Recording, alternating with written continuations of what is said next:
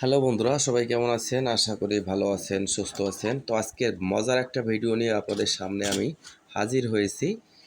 বন্ধুরা, আজকের ভিডিওটার টপিক হচ্ছে, আপনি মার্কেট থেকে একটা মাদারবোর্ড কিনছেন। এখন মনে করেন এই মাদারবোর্ডটা আপনার নষ্ট হয়ে গেছে। যে কোনো একটা এলইডি টিভির মাদারবোর্ড নষ্ট হয়ে গেছে। এখন আপনার কাছে আরেকটা মাদারবোর্ড আছে, কিংবা বাজার থেকে আপনি আরেকটা মাদারবোর্ড কিনে আনছেন, কিন্তু আপনার কাছে কোনো সফটওয়্যার নেই।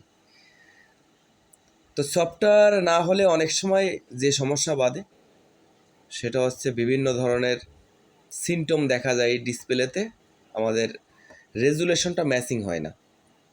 সেক্ষেত্রে সহজ একটা টেকনিক আছে, যে টেকনিকটা আপনি অবলম্বন করতে পারেন, করে কিন্তু বিষয়টা ফাইন্ড আউট করতে পারেন। ধরুন এই বোর্ডটা আপনার টিভিতে ছিল, এই বোর্ডটা নষ্ট হয়ে গেছে। এবার সেম আরেকটা বোর্ড আপনি যেখান থেকেও কালেকশন করেছেন, এই বোর্ডটা আপনি টিভিতে সেট করেছেন,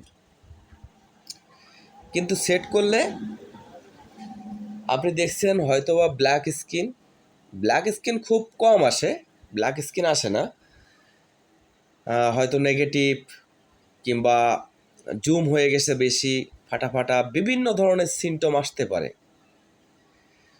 চারটে ছবি এসে গেছে, চার কোনায় চারটে ছবি, চারটে লোগো, এরকম বিভিন্ন সিমটম আসতে পারে। সেক্ষেত্রে বুঝবেন যে সফটওয়্যারের সমস্যা। তাহলে এই সফটওয়্যারের সমস্যাটা সমাধান করতে হবে কীভাবে? এর সহজ একটা টেকনিক আছে। দেখেন, আপনার পুরাতন যে বোর্ডটা ছিল, এই বোর্ডে দেখবেন একটা প্রোগ্রামার আইসি আছে। এখানে কিন্তু এই আইসির আছে প্রোগ্রামার আইসি। আমরা যখন সফটওয়্যার দিই তখন কিন্তু এই আইসিতে গিয়ে জমা হয় এবং সেখান থেকে ধাপে ধাপে সে রিলিজ করে। এই সফটওয়্যার এই আইসিতে থাকে। এটার নাম কেউ বলে মেমোরি আইসি, কেউ বলে প্রোগ্রামার আইসি। তো আপনি সরাসরি আপনার পুরনো বোর্ড, যে বোর্ডটা আপনি বাদ দিয়েছেন, ওই বোর্ডের এই মেমোরি আইসিটা তুলে নেবেন আর কি। নেওয়ার পরে এই আইসিটা যেখানে রয়েছে, এই আইসিটা তুলে ওই আইসিটা এখানে লাগিয়ে দিবেন।